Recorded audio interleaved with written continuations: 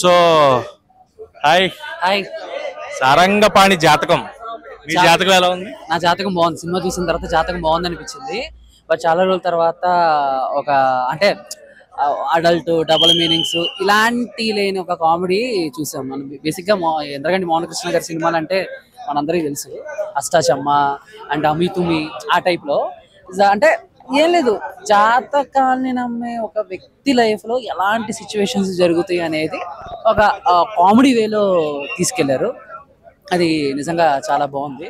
And ముఖ్యంగా సారంగపాణి జాతకం ఇంద్రగంటి మోహనకృష్ణ గారి డైరెక్షన్ ఎంత బాగుందో అలానే హీరో అండ్ మన సారంగపాణి ప్రియదర్శి గారు అండ్ వెన్నెల కిషోర్ గారు అండ్ వైవ హర్ష గారు ఇలా కామెడీ బాగుంది.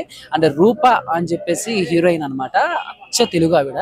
నాకు కొన్ని ఫ్రేమ్స్లో ఆవిడ మీకు కనిపించిందో తెలియదుగా, నాకైతే మన సీనియర్ హీరోయిన్ తెలుసు కదా, ఎవరు ఆవిడ, భానుప్రియ గారు. నాకు అలా అనిపించారు. ఆవిడ మంచి ఫ్యూచర్స్ ఉన్నాయి, ఆవిడకి మంచి ఫ్యూచర్ కూడా ఉండాలని కోరుకుంటున్నాను.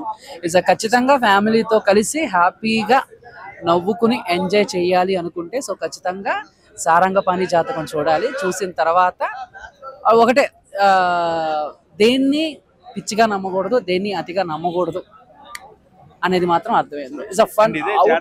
మనకి ఇదివరకు అప్పులప్పరావు అనే కాన్సెప్ట్ వచ్చింది, అంటే ఆయన కూడా జాతకాలు నమ్మి పెళ్లిళ్ళు చేస్తే ఆయన లైఫ్ కూడా బాగుంటుంది. సో కామెడీ కంప్లీట్ గా సినిమాలు ఒకే స్టోరీ లేకపోతే వస్తా ఉంటాయి కానీ మన లాస్ట్ మాట్లాడుకున్నట్టు అయ్యే స్టోరీలు, బట్ చూపించే విధానం తీసుకెళ్లే విధానం ఒకటి ఉంటుంది.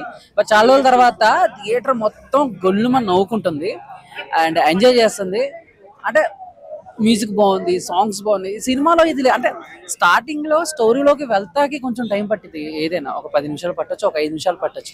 ఆ 10-5 నిమిషాల్లో ఏదో కొంచెం బోరింగ్ అనిపించవచ్చు కానీ బట్ సినిమా అంతా మాత్రం చాలా బాగుంది. ప్రతి ఒక్క యాక్టర్ ఇరగదీశారని చెప్పాలి. అండ్ శ్రీనివాస్ గారు పినాకపాణి ఫాదర్ క్యారెక్టర్ లో ఆయన కూడా కామెడీ పండించిన సిచ్యువేషన్స్ ఉన్నాయి. పిచ్చి పినాక గారు, నరేష్ గారు, ఆయన మొత్తం యాక్ట్ చేసిన ప్రతి ఒక్కరూ కూడా చాలా బాగా చేశారు. పుష్ప మదర్ క్యారెక్టర్ ఆవిడ బాగా చేశారు అండ్ యాంకర్ అందరూ బాగా చేశారు. సో సినిమా అయితే ఓవరాల్ గా ఫుల్ ఆఫ్ కామెడీ.